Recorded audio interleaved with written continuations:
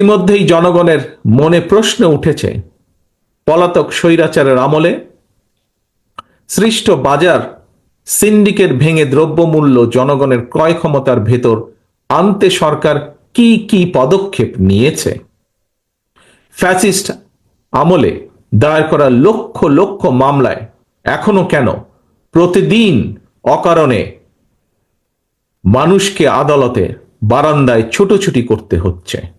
দেশের বিদ্যমান পরিস্থিতিতে বিএনপি বারবার যে কথাটির উপর জোর দিতে চায় সেটি হলো, অন্তর্বর্তীকালীন সরকার তাদের সংস্কার কিংবা গৃহীত পরিকল্পনায় অগ্রাধিকার নির্ধারণের ব্যর্থতার পরিচয় দিলে ষড়যন্ত্রকারীরা 2024 সালের গণ অভ্যুত্থানের স্পিরিট বিনষ্ট করার সুযোগ নেবে।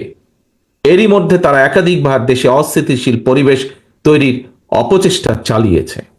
হাজারো ছাত্র জনতার রক্তের উপর প্রতিষ্ঠিত বর্তমান অন্তর্বর্তীকালীন সরকারের ব্যর্থতা বাংলাদেশের গণতন্ত্রের পক্ষের শক্তির দেখতে চায় না।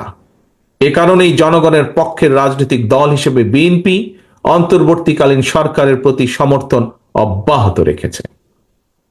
প্রিয় দেশবাসী, রাষ্ট্র এবং সরকারের বিদ্যমান বিধি ব্যবস্থা নিয়ে তরুণদের মনে অনেক প্রশ্ন রয়েছে এবং আমরা মনে করি এই প্রশ্নগুলো থাকাটাই স্বাভাবিক। 2009 সাল থেকে এ পর্যন্ত ভোটার তালিকায় প্রায় 3.5 কোটি ভোটার যুক্ত হয়েছে। তারা ভোটার হলেও আজ পর্যন্ত তারা একটি জাতীয় নির্বাচন কিংবা স্থানীয় নির্বাচনে ভোট দিতে পারেনি।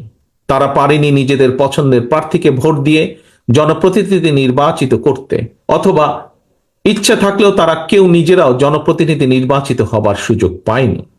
সুতরাং রাষ্ট্র ও রাজনীতি, সরকার প্রচলিত বিধি ব্যবস্থার সংস্কার করে আরো উন্নত এবং টেকসই বিধি ব্যবস্থার পক্ষে ছাত্র ও তরুণরা অবস্থান নেবে সমাজ পরিবর্তনের লক্ষ্যে। দেশের তরুণ জনগোষ্ঠী ভূমিকা রাখবে, এটিই স্বাভাবিক, এটিই তারুণ্যের ধর্ম।